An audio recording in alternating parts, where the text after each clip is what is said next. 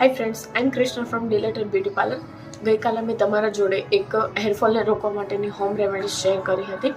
આજે ઘરે ઘણા બધા લોકોને એ પ્રશ્ન હોય છે કે હેરફોલ થવાના રીઝન શું છે.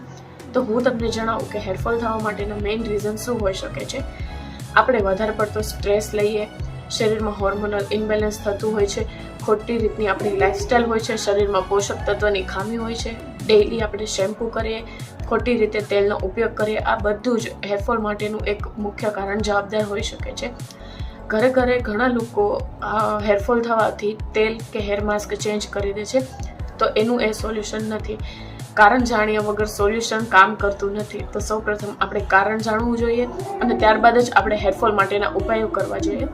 તમને મારો આ વિડીયો કેવો લાગ્યો એ જરૂરથી જણાવજો. હું તમને ઘણા બધા હેર કેર માટેની હોમ રેમેડીઝ હું તમને શેર કરી. આ હોમ રેમેડીઝથી કોઈ પણ નુકસાન થતું નથી. તો આ વિડીયોને સેવ કરજો, ફોલો કરજો અને શેર કરજો. મળીએ આપણે નેક્સ્ટ વિડીયોમાં. Till then, bye bye.